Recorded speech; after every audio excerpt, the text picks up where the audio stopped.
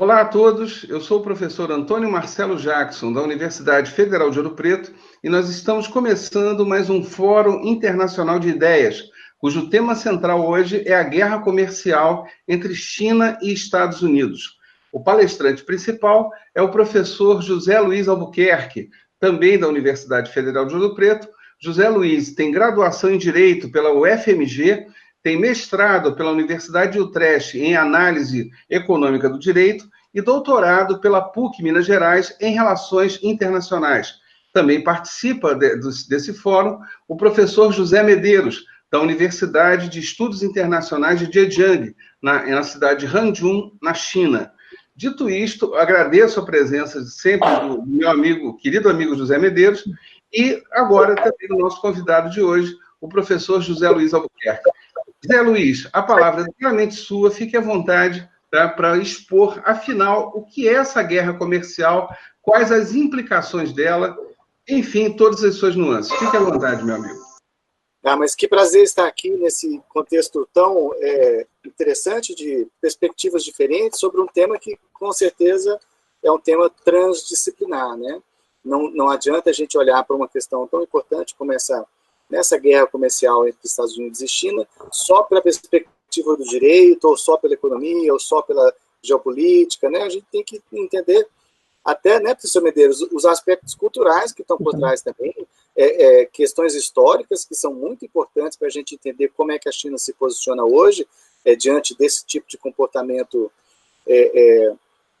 digamos, agressivo, né, por parte da política externa dos Estados Unidos, e como é que isso afeta o mundo, porque são dois gigantes que, quando brigam, o mundo inteiro sofre entre eles, né? É interessante como é que chegamos a essa situação, uma vez que a própria adesão da China ao sistema econômico internacional, a adesão à OMC, que é a Organização Mundial do Comércio, e a sua inserção no sistema capitalista foi muito, em grande medida, trazida pela própria mão dos Estados Unidos, né? Que se beneficiaram disso por muito tempo, tiveram uma série de vantagens comerciais e para muitas empresas dos Estados Unidos foi muito importante. Só que o crescimento da China acabou fazendo com que esse país se tornasse não só um parceiro, mas também um desafio, né? Tem uma expressão em inglês, professor, que é o frenemies, né? Friends but enemies, né? É um colega competidor, que é um pouco a situação em que China e Estados Unidos se encontram hoje. E a partir, especialmente de 2018, há um aumento da retórica e da adoção de práticas, especialmente no que se refere à administração de tarifas aduaneiras, né, em excesso ao que foi admitido pelo direito da Organização Mundial do Comércio, sem respeitar uma série de princípios do direito internacional, e uma retórica muito inflamada que acabou fazendo com que os jornalistas do mundo inteiro começassem a falar de uma guerra comercial. E é claro que essa palavra guerra é uma palavra muito forte, nós vamos tentar discutir aqui em que medida se aplica falar de uma guerra, mas, sem dúvida, a dimensão do que está em jogo faz com que essas palavras poderosas tenham um lugar aqui na nossa conversa. Então, a gente queria fazer exatamente a provocação sobre esse tema, né? O que seria exatamente a ideia de uma guerra comercial, de que maneira que o que a gente está experimentando agora se enquadra nessa terminologia, por que teríamos chegado a uma situação em que se fala de uma guerra comercial, né? Será se essa guerra comercial poderia se transformar num conflito militar mesmo? Será se a gente pode correr esse risco? E, enfim, quem vai ganhar essa guerra, né? Será se a gente pode prever isso?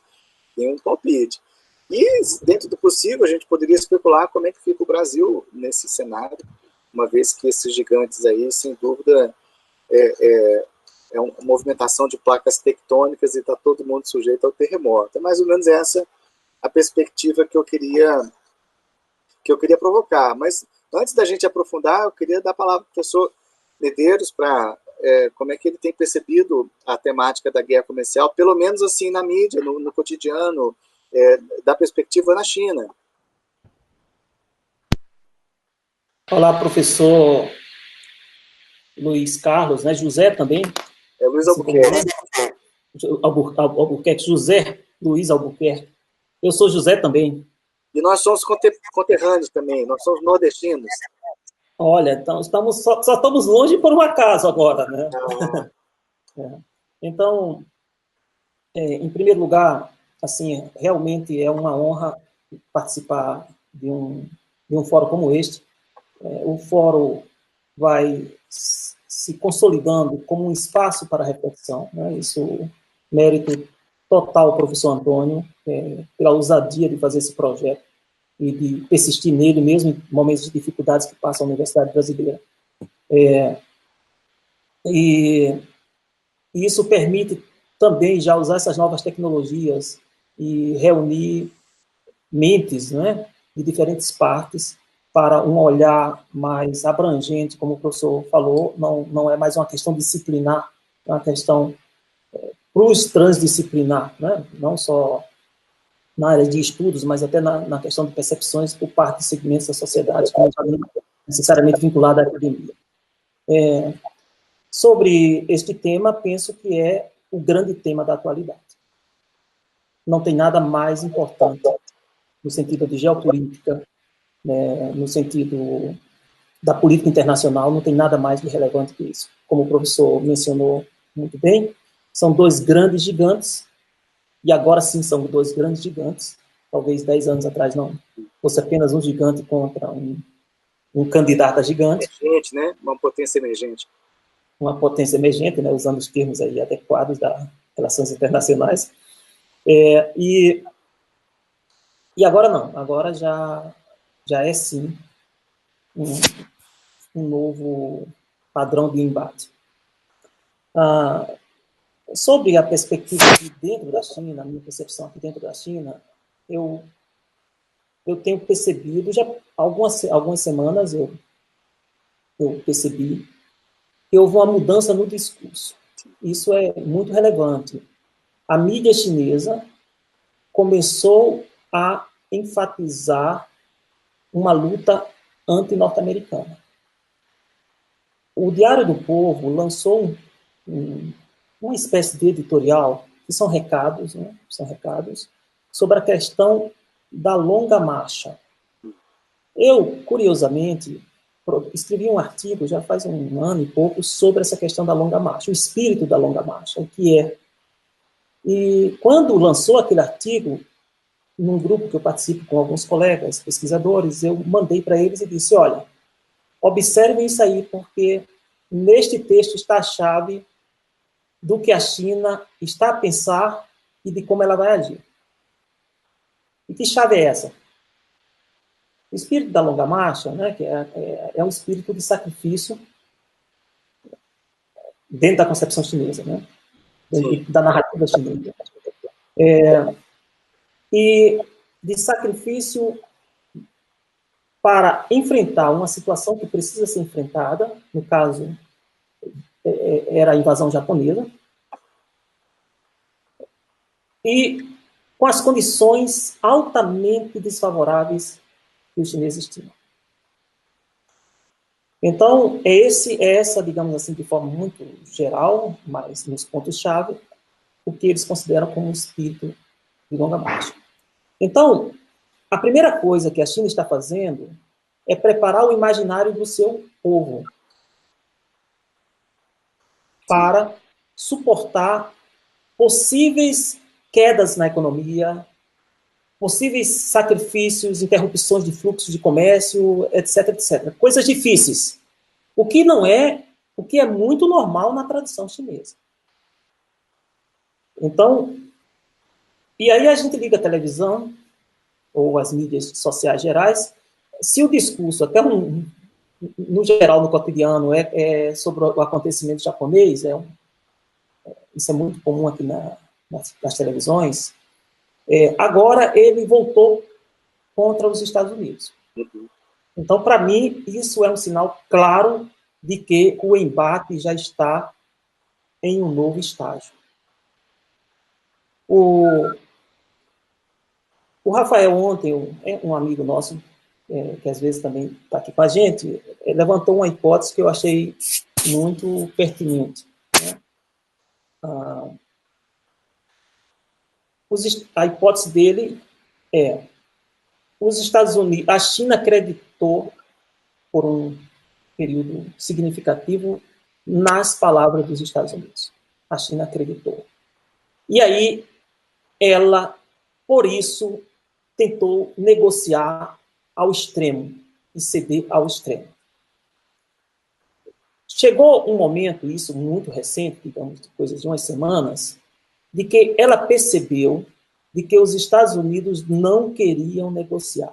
Já tinha uma determinação. Queriam obrigar a China a seguir uma imposição, vamos dizer assim.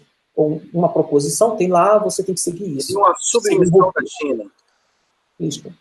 E aí a observação do Rafael, que eu compartilho e é realmente muito interessante, é de que, a partir de agora, os Estados Unidos vão perderam essa vantagem que tinham, que era a China acreditava que estava negociando, e agora eles vão ter que lidar com uma China que é preparada para grandes enfrentamentos. Antônio Jackson, essa semana o governo chinês lançou um documento oficial que é China's Position on the China-US Economic and Trade Consultations. Ou seja, é a primeira vez que a China faz um documento longo, detalhado, dizendo qual é o entendimento da China sobre essa questão, e aí usa essa expressão guerra comercial, trade war. E aí você que gosta da comunicação, olha só a força dessa frase, queria que você comentasse. A China não quer uma guerra comercial, mas não tem medo de uma guerra e vai lutar uma se for necessário. E a posição da China é essa e nunca mudou.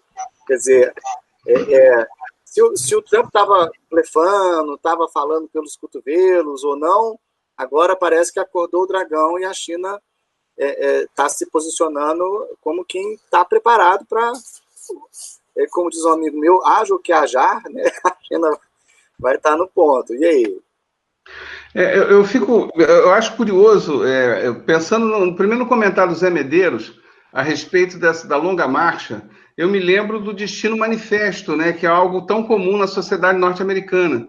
Então, esse aspecto ideológico, né, que a sociedade americana sempre teve, né, norte-americana, é interessantíssimo você ver a China construir ou retomar ainda que com outro viés, esse mesmo argumento, né? Ideológico. Então, ou seja, a primeira batalha, eu diria o seguinte, pressupondo que a guerra já está declarada, eu acho que está por tudo que vocês estão falando, a primeira batalha se dá no próprio fronte interno. Quer dizer, convencer a sociedade de que, olha, vamos batalhar, o país é nosso, etc., etc., e eu acho que isso, ninguém está errado aí, em momento algum, a China principalmente, né?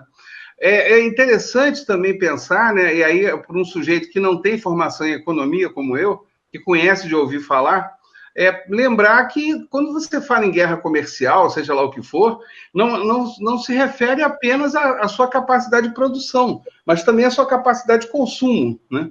E o caso, a China, salvo engano da minha parte, o que ela tem de milionário é quase a população inteira dos Estados Unidos. Quer dizer, então, eu não sei aí se é interessante, pensando numa teoria dos jogos, tá? Se é interessante para os Estados Unidos querer realmente levar até o fim, né? Ou o Trump que aprenda um pouco mais de política, né? Porque a China teria uma capacidade não só produtiva maior que a norte-americana, mas uma capacidade de consumo também, né? Quer dizer, pelo menos ela atingiu esse patamar, ainda que há poucos anos, mas ela atingiu, isso é real, né? Então, né? Não entendi, Luiz? O que você falou? Tecnológica está chegando, né? Ah, sim, sim. Mas, enfim, falta muito pouco, né? Eu me lembro de ter lido, não sei se foi alguma conversa com o Zé Medeiros, há uns 2 anos atrás, havia a previsão de que a China ultrapassasse os Estados Unidos lá por 2030 ou 2040, alguma coisa assim, em todos os níveis, né? Quer dizer, então, isso dito pelos norte-americanos.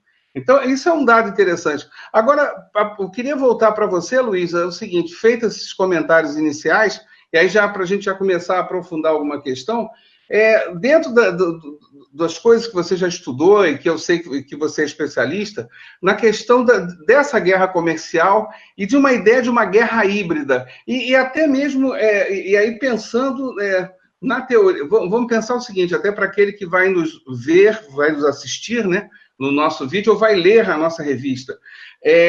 Eu me lembro do Clausewitz, né? A guerra é a continuação da política, só que por outros meios. Então, antes de chegar a essa guerra de fato, e vamos torcer para que ela não tenha, porque aí seria uma coisa bem catastrófica, né? Sem discussão, como é que fica essa guerra comercial antes e essa guerra híbrida, que é um conceito das relações internacionais? Eu queria que você abordasse um pouco isso, Zé Luiz, por favor. Então, temos uma ideia tradicional de guerra, que é o senso comum nos leva a pensar em uma luta armada entre estados. Essa é a ideia básica da ideia de guerra, que é o típico cenário da Segunda Guerra Mundial, da Primeira Guerra Mundial, né? Estado contra Estado, violência militar, grupos definidos. E aí, para quem é do direito, vem umas questõezinhas tipo... houve uma declaração formal de guerra, quantas pessoas morreram, quanto tempo durou, que são questões aí que vão problematizar a ideia de guerra. E nesse sentido tradicional, clássico, e um pouco jurídico da guerra, essa coisa que está acontecendo não se enquadraria nesse conceito, né? Guerra comercial seria uma outra coisa.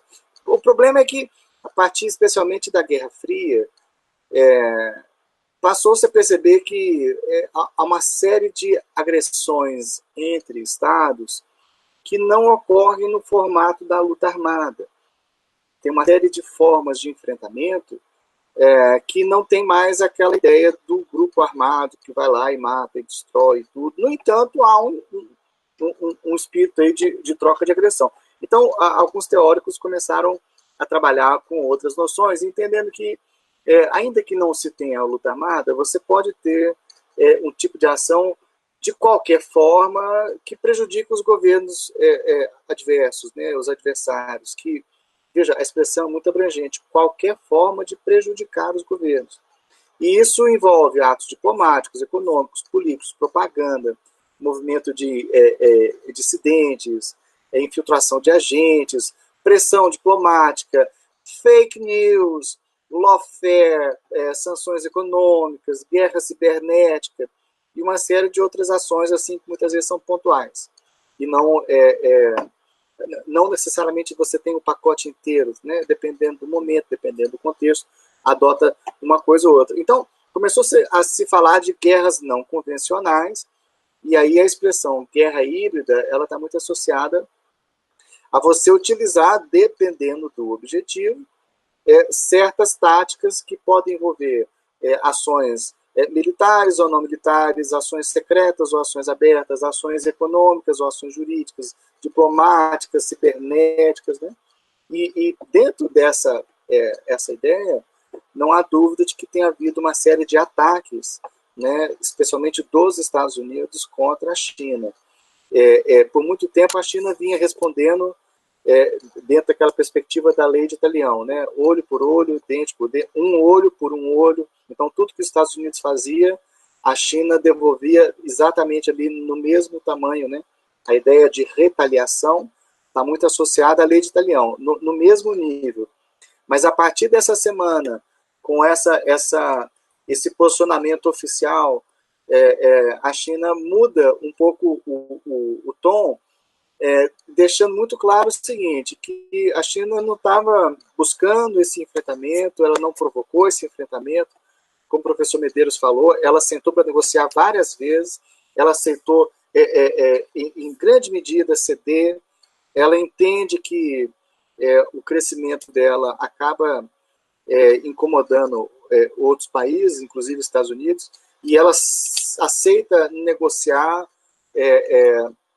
uma solução razoável para todo mundo, mas do jeito que a coisa estava sendo conduzida pelo Trump, chegou um ponto que a China, depois de reunir com seus, né, Medeiros, não sei quantos órgãos decisórios e consultivos e técnicos economistas e juristas e militares e todo mundo junto, eles produziram um documento que é um documento que tem, assim, expressões fortes. A China, né, Medeiros, ela é muito minimalista, ela não fala mais do que ela precisa falar, ela nunca blefa, nunca fala por falar, tudo é metricamente calculado, né, todas as ações diplomáticas só são feitas se for considerado que é necessário, e ela tem usado expressões tipo trade bullying, né, com relação a vários países do mundo, dizendo que os Estados Unidos faz um bullying econômico com vários países, e tem feito mesmo, tentando pressionar outros países a adotar sanções contra a China, né?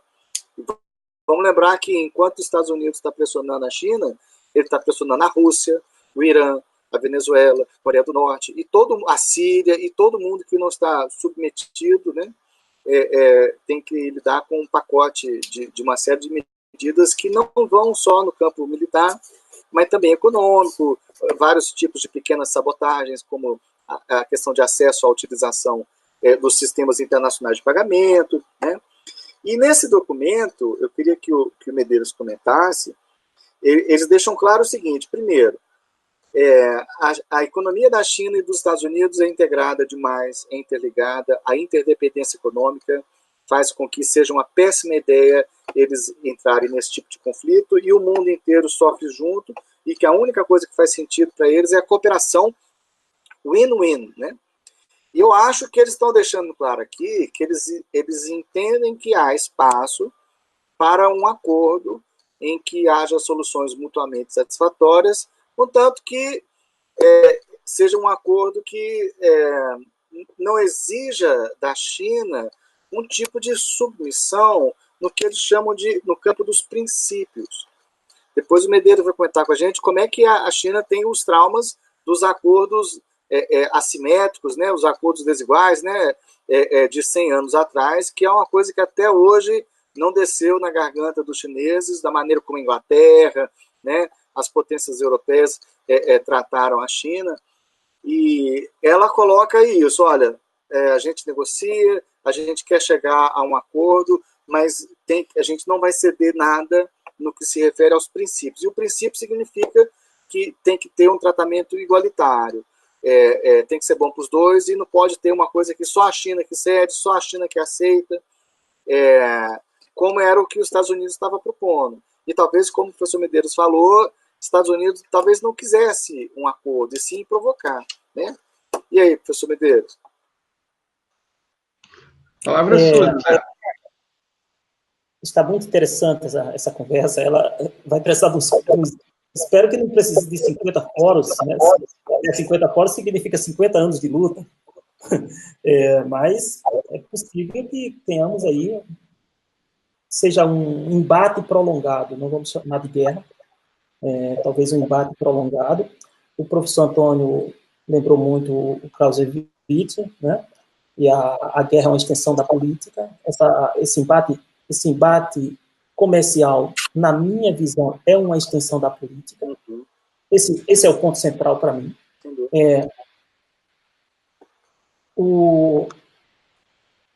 A comunicação aqui dentro, né, como eu falei, assim, a preparação já do imaginário não é um sinal pequeno. Eu peguei uma declaração do porta-voz do chinês, recomendando que pesquisadores, estudantes chineses e pesquisadores não fossem para os Estados Unidos. Nós temos mais de 370 mil estudantes chineses nos Estados Unidos atualmente. Então, recomendando que considerassem. E eu tenho uma aula que é para discutir notícias. São 7 alunos, porque uma parte da turma está em Portugal, então só são 7 agora. E eu levei justamente esse trecho para a gente conversar.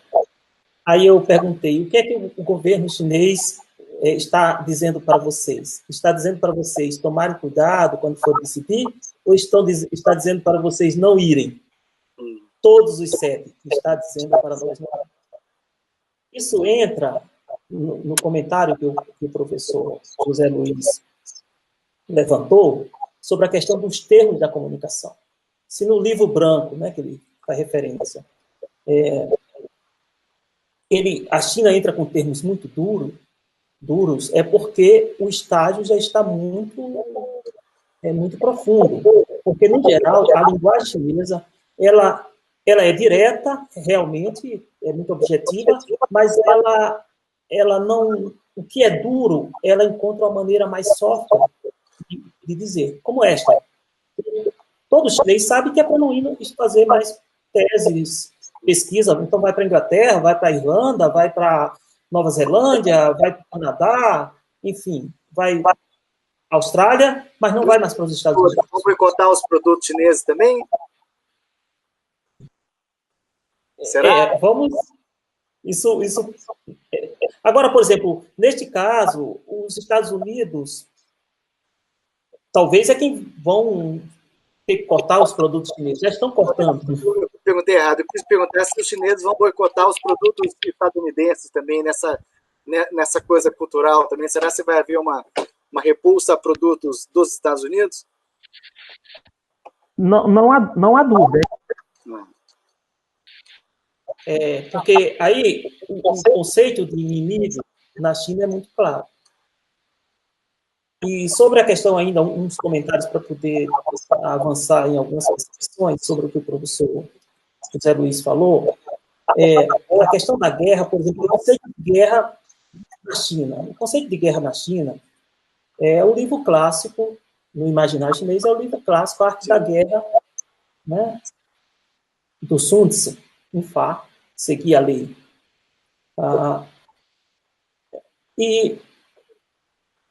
Qual é a maior vitória do general? O grande general qual é? É aquele que vence sem lutar, que vence sem a batalha física, que vence sem destruir os meios, os recursos. Não é? Então, essa é a concepção maior de guerra. Então, esse conceito de guerra, que é a pessoa dando tiro em outro, não é um conceito chinês. Isso é só uma parte da história, né? É só uma possibilidade, né? Uma possibilidade, justamente. Então, é a parte mais baixa da guerra, né? Mas não é a única, né? E aí, eu penso que a questão não é o governo Trump. Aí já são as minhas observações, né? Essas são as observações que eu estou fazendo. É um embate estratégico. E por quê? Pegando o argumento do Ocidente. Por que nós teríamos que confiar na China? Tá certo?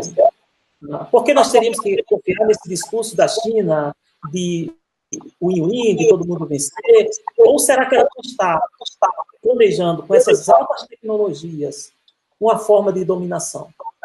Então, isso é a desconfiança natural dos Estados. Né? Até aí, nada de novo. Por outro lado, o fato do Trump ter subido ao poder mudou completamente tudo. Porque o mercado que dominava nos Estados Unidos, aquele segmento financeiro, ele olhava para a China de uma outra forma. Ele olhava com a China na esperança de pressionar a China para que o seu capital entrasse na China e se reproduzisse. Isso. Enquanto que o Trump fala aquele pensamento daquele grupo, né, grande, dos falcões lá e tudo, perceberam que não. A China parece construir um mundo paralelo onde os Estados Unidos existam ou não, ela vai existir e viver muito bem. Né? E a concepção chinesa, isso aí já são estudos das minhas observações, né? não são frutos de leitura, são frutos das minhas observações. Eu falo isso, não é para me valorizar, mas é para terem cuidado, porque terem cuidado no sentido de não acreditar muito, temos que pensar também. Né? A característica central dos Estados Unidos é a expansão e domínio, fazer com que os outros funcionem conforme a sua doutrina, digamos assim, a sua ideologia, a sua concepção do mundo. Pegar as carnes, os hardwares humanos, sociais, e impor um pensamento que, né, seria esse pensamento, a imagem e semelhança dos Estados Unidos, e com isso mesmo faria com que os povos voltassem sempre para eles a grande civilização e o respeito para eles. Isso aí é um software inglês. Olha só, deixa eu só interromper. Enquanto que o chinês, só concluindo, enquanto que o chinês é diferente, ele não quer mudar os bárbaros, mas ele quer que os bárbaros funcionem para não causar o caos dentro das suas muralhas. Então, a perspectiva chinesa de organização do sistema internacional é completamente diferente da perspectiva norte-americana, ou, digamos assim, anglo-norte-americana, europeia, da organização desse sistema. Né? Então, para mim, essa guerra ela é a ponta de um iceberg, apenas, desse grande embate que se processa no mundo atual. E aí passo para vocês. Queria só acrescentar a fala do José Medeiros, e aí voltar a palavra para o Zé Luiz, que é o seguinte, ainda esse tema, o que eu vou colocar aqui não estava previsto, né? Não é essa a questão, mas eu fico me imaginando o seguinte, você está falando, nós temos uma potência como a China, com 1 bilhão e 300 milhões de habitantes, né, e já com um mercado consumidor brutal, né?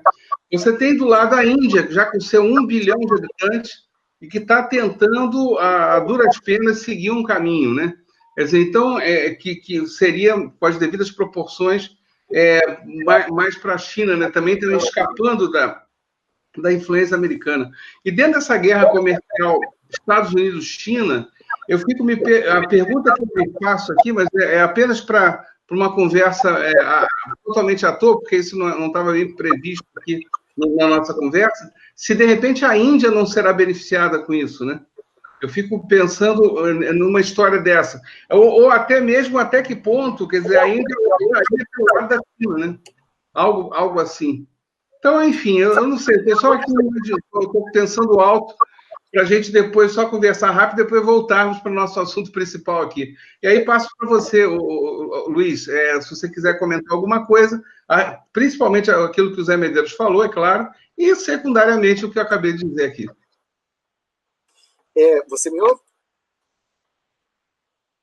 Então, eu queria dizer o seguinte, acho que nesse contexto em que os Estados Unidos têm pressionado os países para que eles tomem um lado, inclusive adotando sanções ilegais, né, porque esse tipo de medida não tem respaldo no direito internacional. Isso não tem fundamento jurídico. É um ato político, é um ato de força, mas ainda que se possa tentar construir uma justificativa jurídica, em princípio a gente tem que falar claramente que é ilegal.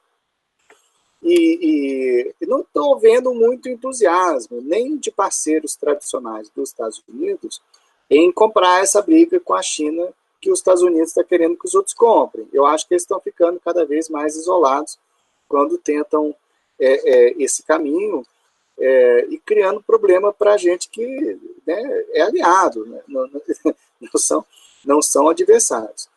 Eu acho que se os países conseguirem não serem vinculados a um lado ou a outro, eles podem aproveitar oportunidades comerciais que surjam exatamente pelo vácuo deixado pelo mercado, pelas empresas dos Estados Unidos na China e pelas empresas chinesas nos Estados Unidos. Eu acho que quem conseguir não se vincular pode aproveitar oportunidades. É o que eu torço para o Brasil, apesar de não ter muita esperança. Eu acho que, por exemplo, o Brasil produz soja e os Estados Unidos produzem soja também. Se a China para de comprar soja dos Estados Unidos, vai ter uma demanda que vai ter que ser abastecida, e quem vai abastecer? Bom, se o Brasil não tiver comprando o lado dos Estados Unidos gratuitamente, poderia ser o Brasil. Então, esse é o tipo de circunstância que eu acho que a Índia se encaixa também. Naquilo que for possível substituir né, um ou outro, essa crise, essa guerra comercial abre oportunidade para os outros. Para os que se vincularem, né, a um lado ou outro, eu acho que as oportunidades vão ser mais restritas. Marcelo, eu queria te devolver uma pergunta que eu acho que você vai saber fazer uma análise muito interessante, que é a seguinte: o Trump, ele tem um estilo businessman, né, um estilo empresário, fala muito, e você acha que ele abusou da retórica de uma guerra comercial e falou mais do que devia, e no fundo ele está tentando vender uma imagem para o eleitorado americano, ele está de olho no público dos Estados Unidos, mais do que numa questão internacional, mais do que numa questão econômica? Você acha que, no fundo, ele pode estar mais preocupado com as próximas eleições do que com o comércio internacional? E isso tudo é um jogo de cena? O que você acha? Olha só, Luiz, tradicionalmente, para a ciência política, quando você fala em regimes republicanos e que tem eleições a cada 4 anos, em média, se coloca que o primeiro ano de um governo ele está tentando construir sua imagem, aí depois ele passa 2 anos, talvez, fazendo alguma coisa, e o último ano ele já está pensando na eleição seguinte. Quer dizer, então, de 4 anos, na verdade, ele só administraria mesmo 2. Né? Ora, só que não nos esqueçamos que quando você tem a eleição do Trump, como alguns outros fenômenos, né, e aí o Brasil também está dentro disso, de uma eleição que se deu a partir de fake news, né, onde a plataforma política ela foi operacionalizada em outros níveis, né, que não aqueles tradicionais que a gente estava calculando. Então, de fato, há pelo menos o que se percebe, com talvez uma exceção mínima, mesmo assim, aí teria que ter o nosso querido amigo Renato Henrique, né, o Zé, aqui, para falar lá do Obran, na Hungria, né, que já está há alguns anos lá, mas há uma tendência, o Trump faz isso, o Bolsonaro está fazendo isso aqui no Brasil, me foge agora lá o cara da Itália, que também é do ultradireita, ele faz o mesmo na Itália, que é manter uma campanha permanente, né? Só que aí tem um problema, né? Quando você faz uma campanha permanente, você está falando para o seu eleitorado, né? E aí você, cada vez mais, você administra menos. Cada vez mais você vai perdendo a noção da realidade, né? O contato com a realidade. Então, isso de fato, sim, é um problema, né? Tanto que já começou, eu me lembro, a coisa de poucos meses atrás, foi ventilado alguma coisa ligada até à possibilidade de um impeachment do próprio Trump, né, que depois a situação caiu um pouco em banho-maria, mas, enfim, é algo muito estranho, porque parece que realmente ele continua agindo como se fizesse propaganda da sua empresa, né? Como se ele continuasse a ser um diretor de empresa, só que ele esquece que ele está dirigindo agora um país, né? Então, isso sem dúvida alguma. E aí, quando a gente olha para a China, né, ou a própria Índia, ou outros países, a gente vê uma situação radicalmente oposta, né? Onde você está aí, não interessa a maneira como é feita, mas e aí o Zé Medeiros com certeza falará muito melhor do que a gente, é um pensamento muito a longuíssimo prazo, né? Seja lá atrás, né, há 50, 60 anos, com Mao Tse-tung, passando por Deng Xiaoping, e agora com Xi Jinping, né, e até as próprias mudanças que o Xi Jinping promoveu e contou com um largo apoio na China, é sempre a longo prazo, né? Há uma política mais previsível. Eu posso discordar, mas eu sei o que ele pensa, né? Ele não está fazendo uma campanha para se reeleger. Ele não está pensando na eleição de amanhã. Então, isso aí é uma diferença tremenda, né, de um regime, de um governante, de um país que tenha uma estabilidade maior, e até porque tem que ter mesmo, nós estamos, de novo, eu sempre lembro isso, nós estamos falando de 1 bilhão e 300 milhões de habitantes contra 320 milhões, aproximadamente, dos Estados Unidos. Quer dizer, é uma diferença danada. Qualquer erro ali, nós estamos falando de uma fome em massa. Então, não é assim que funciona, né? Mas, enfim, então, Luiz, respondendo a você e passando a palavra para o Zé Medeiros, o que eu vejo, sim, é isso. E é um problema você ter um sujeito que governa como se estivesse permanentemente em campanha, porque, de novo, as relações internacionais e todo o resto ficam comprometidos, né? Você não sabe, afinal de contas, o que ele deseja, né? A não ser se reeleger. Então, é um problema. Só que aí você diz, olha, mas eu não sou seu eleitor, eu não moro nem no seu país. Eu estou querendo saber se você vai comprar alguma coisa, eu vou comprar de você alguma coisa. É isso que vai. Mas aí, Medeiros, eu devolvo a palavra para você acrescentar mais tempero nessa conversa. Olha, por isso que eu falei que 50 fóruns não seria o suficiente, eu não estou exagerando.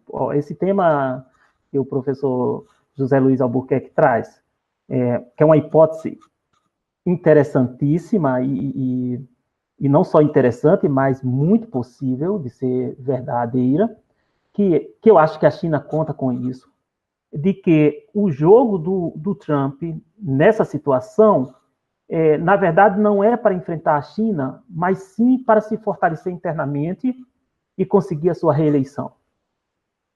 Né? Isso é uma hipótese que deve ser muito bem estudada, porque, neste caso, o pressuposto é de que o embate principal do Trump não é fora, é dentro. Ele não conseguiu ainda vencer as forças internas. Né? Desde que foi eleito numa quase casualidade, digamos assim, ninguém esperava, né? E tirou uns grupos ali do centro do poder, mas o fato de tirar não significou que o grupo dele passou a exercer o poder assim de forma predominante. Os embates continuaram, basta ver os meios de comunicação anti-Trump dentro dos próprios Estados Unidos e setores significativos, né, da sociedade norte-americana. Então, ele tem um cenário muito favorável, comparado ao que antes da eleição, que é um desemprego lá embaixo, um crescimento econômico, né, significativo, o índice de desemprego 3,5%, ninguém nunca viu isso nos últimos tempos, né? E aí ele poderá usar essa retórica contra a China, que foi uma retórica na campanha eleitoral para o primeiro mandato, só que agora, numa nova dimensão, a China como uma grande ameaça, mesmo, claro, na narrativa que ele vai construir internamente, para que o grupo dele exerça o controle político, um controle político mais folgado, digamos assim, dentro da estrutura do Estado norte-americano. Essa é a hipótese que não deve ser desconsiderada. Nesse caso, no caso dessa hipótese ser verdadeira, seria até bom. A China talvez vai esperar, porque passado, né, consolidado esse poder internamente, o Trump passaria a agir de outras maneiras. Por exemplo, a relação do Trump com a Rússia, que eles têm uma boa relação, mas não pôde colocar em prática no primeiro mandato. Né? Então, são variáveis que vamos ter que esperar. Agora, se o Trump for eleito no segundo mandato, então o verdadeiro Trump vai aparecer. Né? Para mim, naquelas categorias do pensar, para mim, a categoria mais elevada seria imaginar esse embate como um embate estratégico, não uma questão do Trump. Tá certo? Nessa visão ocidental de manter uma hegemonia sobre a cultura, sobre o pensamento, sobre o mundo, uma forma de viver, e a emergência de um pensamento oriental que busca muito mais a composição do que o enfrentamento. Né? Mas, ao mesmo tempo, tem o controle como centro. Né? Então, não existe, por exemplo, essa questão não da democracia, mas do livre pensar. Ou seja, aqui você tem as esferas apropriadas para o pensar. Naquelas esferas apropriadas para o pensar, você pode falar o que quiser, inclusive ser contra, elas já são apropriadas para a contradição. Então, não é que você seja proibido de falar ou discutir ou de pensar, inclusive, absurdos. Não, é que tem os espaços apropriados para isso. Não é algo que está permitido para todo o conjunto social. né? Enquanto que tem uma outra visão no Ocidente que jamais aceitaria isso. Tá certo? Então, ou seja, são questões de grupos humanos, de sociedades, que devem ser vistas como são e encontrar pontos de comunicação, porque o grande objetivo humano é um diálogo e uma convivência, aproveitar bem os recursos aí e compartilhar as conquistas de cada grupo, né, para que a humanidade viva melhor. É por aí. Sobre a Índia, o professor Antônio colocou, é um ponto que não deve ser descartado, é um dos principais atores, tanto que deveria ser observada a relação da Índia com a Rússia, que eu acho que a Rússia faz com a Índia um contraponto a esse crescimento chinês. Ou seja, é fantástico o jogo, está muito bonito, porque o centro da relação de enfrentamento dos Estados Unidos é Rússia e China, mas a Rússia, para não ficar numa situação, para um contrabalanceamento, digamos assim, tem uma relação fantástica assim, com a Índia, né? Enquanto já que a China já tem mais com o Paquistão. Ou seja, são contradições internas dentro dessas relações, né? O outro ponto que o professor José Luiz levanta é a minha posição. Nós não devemos tomar partido de um lado ou de outro. A guerra é deles, se for guerra, né? Nós temos que agir como mediadores. Um ambiente pacífico é um ambiente que nos favorece, então nós não devemos torcer por um ambiente bélico, principalmente os países em desenvolvimento, né, como o nosso. Esses ambientes de tensão, o setor de soja pode ganhar, mas ganha o setor de soja e os outros? Né? E esse setor de soja ganhando é um benefício para o Brasil? Não sei. Por mais que seja 27% das exportações, 47% das exportações da soja, qual é a distribuição social disso dentro do país? Se não vendesse nenhuma soja, parasse a produção de soja, quantos milhões de brasileiros seriam prejudicados? Seria mais dos 70 milhões que passam fome? Eu não sei. Ou seja, nós temos que aprofundar essa discussão. Não podemos deixar tão simplesmente assim, para, inclusive, fortalecer determinados setores que deveriam ter uma responsabilidade social muito mais profunda, e não usar o país como apenas para os seus benefícios de grupos e de indivíduos ligados a esse grupo. Eu acho que temos que cobrar mais, a sociedade brasileira tem que cobrar mais desses grupos, temos que apoiá-los, eles têm que usar o nome do Brasil, né? Precisamos estar junto com eles, mas também eles precisam ter uma responsabilidade na questão da distribuição da terra, né? Na questão da alimentação do próprio povo brasileiro. Então, eu não sou, assim, uma pessoa que eu tenho clareza desse meu pensar, né? Ou seja, assim como eu tenho que ter responsabilidade com o Brasil, esses setores do agronegócio, ou de mineração a Vale, por exemplo, essas tragédias que teve aí em Minas Gerais, né? Das barragens. Então, todo esse lucro dessas empresas, qual o compromisso que eles estão tendo com o Brasil real? É o pagamento de imposto, e aí o rei administra de como vai ser a distribuição desse imposto? Eu acho que isso é muito pouco. Né? Então, eu acho que talvez esteja até saindo fora do tema, mas eu gostaria de deixar registrado, né, essas observações. Bom, eu aproveito essa última parte do seu comentário só para dizer o seguinte: se o Brasil entrar nessa de um alinhamento incondicional com os Estados Unidos e querendo agradar aos Estados Unidos, começar a adotar sanções contra a China, como às vezes se pede pelos Estados Unidos no circuito diplomático, o Brasil é muito vulnerável a sofrer uma retaliação da China que ia doer fundo na alma dos exportadores. A China desmonta nosso saldo comercial com uma decisão assim centralizada, porque os produtos que a gente exporta são, né, como você falou, soja, ferro, são em áreas concentradas, em que a China tem um poder de barganha muito grande, e eles têm a capacidade de tomar uma decisão centralizada que pode fechar mercados para o Brasil numa velocidade que o pessoal não está preparado para encontrar alternativas no curto prazo. Também queria dizer que acho que ainda que o Trump possa ter acelerado ou atrapalhado alguma coisa, como o professor Medeiros falou, existe um processo muito mais enraizado historicamente, né, professor Medeiros?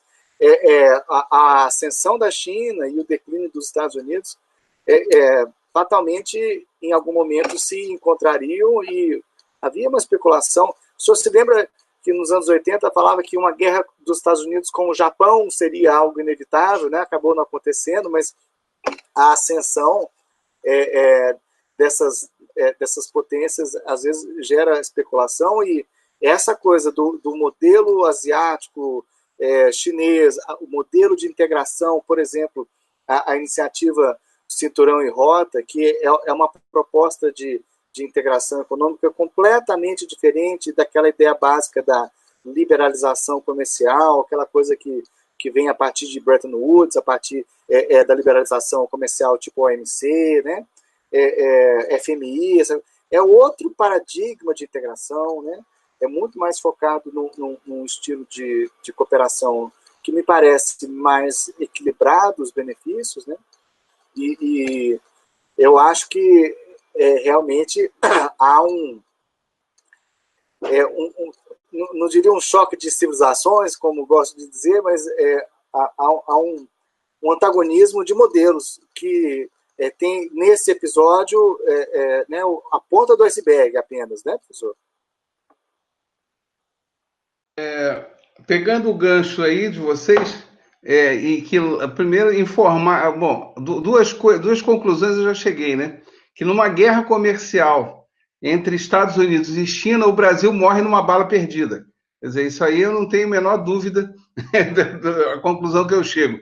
A segunda conclusão é que, mais uma vez, o Zé Medeiros tem toda a razão, porque nós vamos precisar de 50 fóruns, porque nós já estamos batendo 1 hora de conversa aqui, acreditem vocês ou não, né?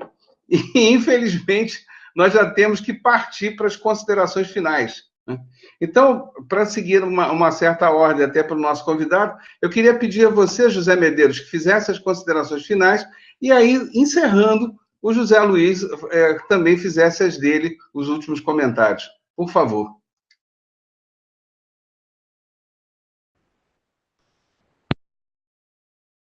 Fórum, né? Foi mais uma espécie de brainstorm, para usar essas palavras aí da moda, né? Levantar os pontos, e se a gente colocar por itens, né, os pontos levantados pelo professor José Luiz Albuquerque, por exemplo, só isso já é suficiente para perceber não só a relevância dessa questão, mas a profundidade e a complexidade dela.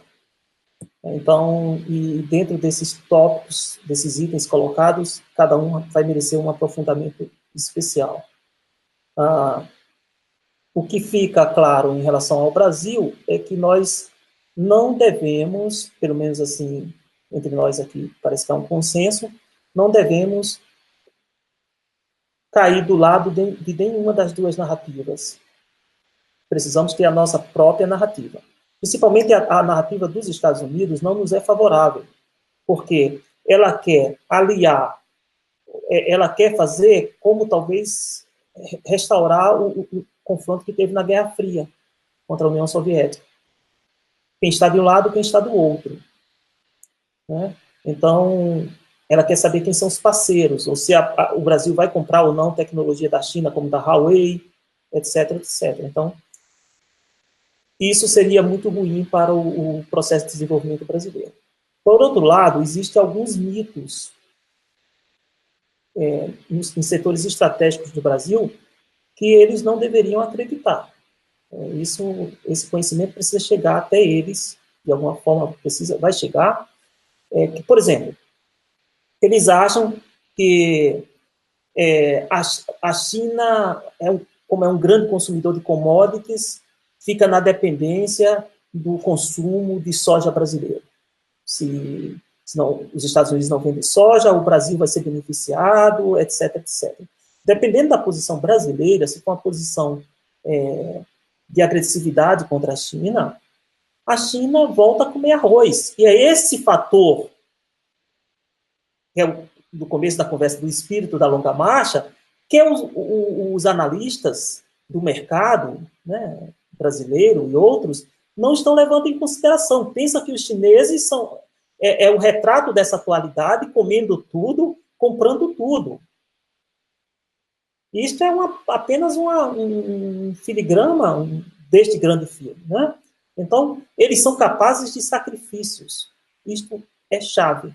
Se precisar deixar de comprar ferro, soja, o que for, por um período de 10 anos, para atingir um objetivo estratégico, do que eles consideram relevante para a edificação do seu projeto nacional, né? E aí tem esse horizonte até 2050, que seria a grande realização dos sonhos chinês, segundo o Xi Jinping, seriam os 2 centenários, o primeiro agora 2020, 2021, quando a China, a pobreza absoluta vai ser extinta, né? Isso é uma conquista fenomenal, e não é brincadeira, não é brincadeira.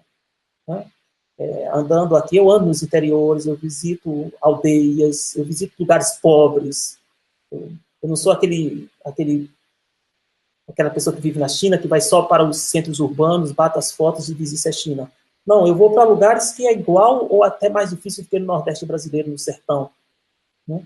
Então, mas mesmo assim, nesses lugares, a situação de vida, alimentação, roupas, etc., houve um progresso, a conquista material, um progresso indizível, né?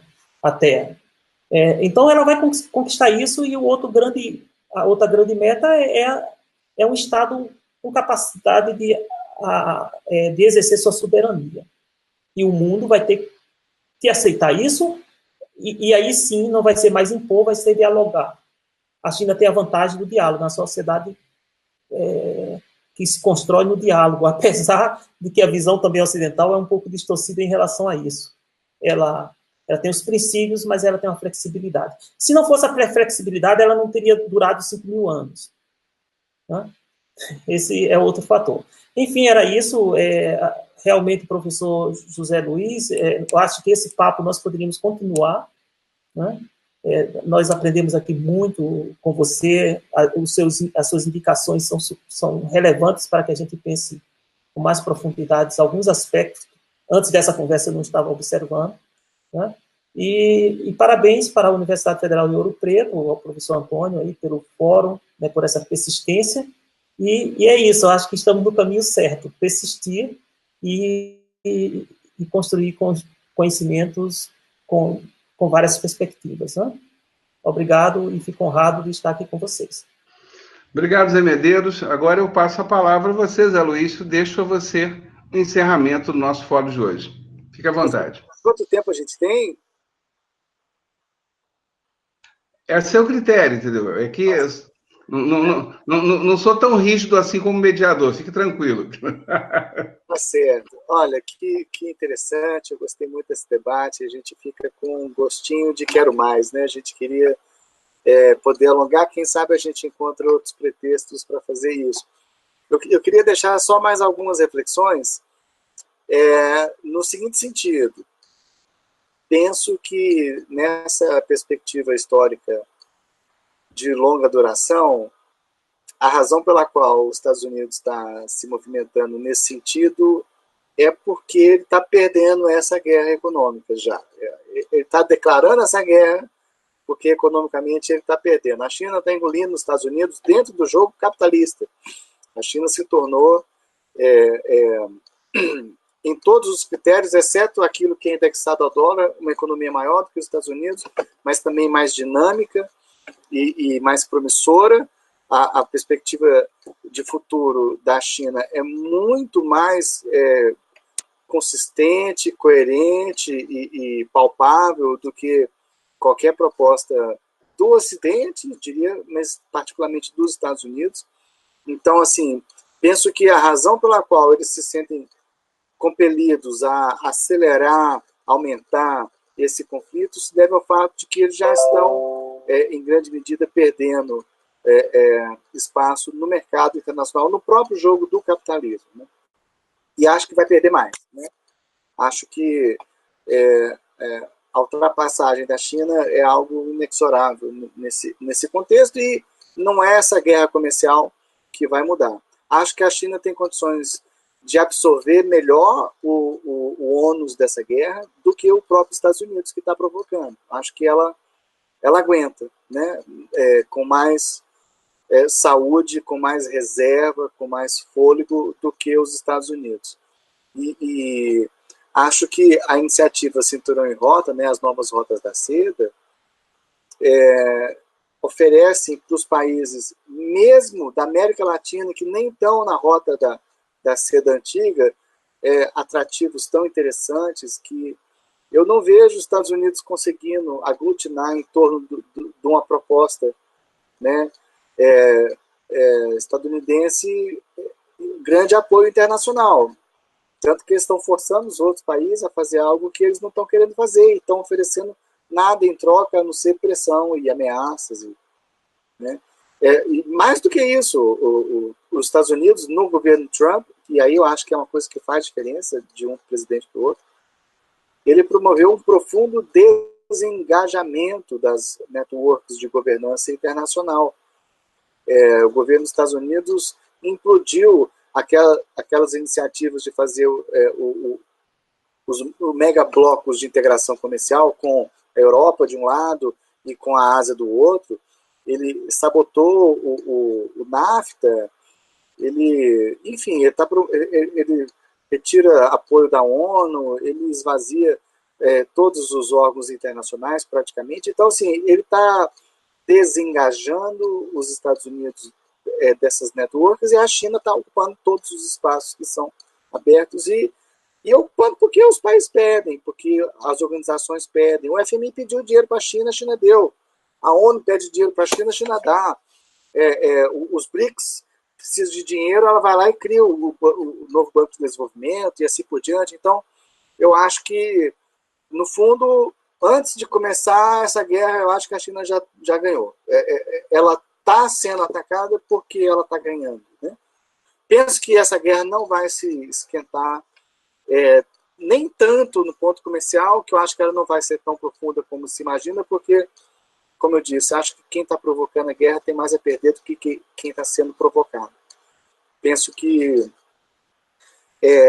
quando você não tem mais nada a perder, você pode pensar numa solução militar, mas eu acho que o modelo, apesar de Estados Unidos ser de longe uma potência militar maior do que a China e, é claro, o resto do mundo, já existe tecnologia para tornar esse tipo de poder baseado nos porta-aviões, que é a base desse poderio americano, como algo mais ou menos obsoleto. Né? Já tem tecnologia para afundar esses porta-aviões e eu acho que Estados Unidos não entraria numa guerra total, né, numa guerra militar. Eu acho que isso faz com que a coisa fique no campo econômico, diplomático mesmo, né? E penso que talvez seja o início de um fim dessa era que nasceu ao final da Segunda Guerra Mundial, baseada em organizações internacionais criadas, planejadas, incentivadas e implementadas pelos próprios Estados Unidos, que agora rejeitam essa ordem. Né? E eu acho que o que vai vir não vai ser dominado do mesmo jeito que a gente teve a segunda metade do século XX. Talvez ainda não esteja claro o que vai ser, mas a gente tem que ficar atento para tentar descobrir como que deve ser, porque nosso futuro depende disso. Tá certo? Devolvo a palavra para você, professor Marcelo. Bom, queria agradecer, então, ao José Luiz Albuquerque, né, professor da Escola de Direito, Turismo e Museologia da Universidade Federal de Ouro Preto, por essa participação do nosso fórum. José Medeiros, que é nosso cofundador aqui do fórum, né, e sempre nessa atividade, nesse projeto aí que já vamos caminhando para o segundo ano dele, né? Isso é uma coisa que me orgulha muito, acho que orgulha todos aqueles que participam de uma forma direta ou indireta, e espero que seja, como sempre, proveitoso para todos aqueles que vão assistir os nossos vídeos e vão ler a nossa revista. Tá? Um grande abraço a todos e até o nosso próximo Fórum Internacional de Ideias.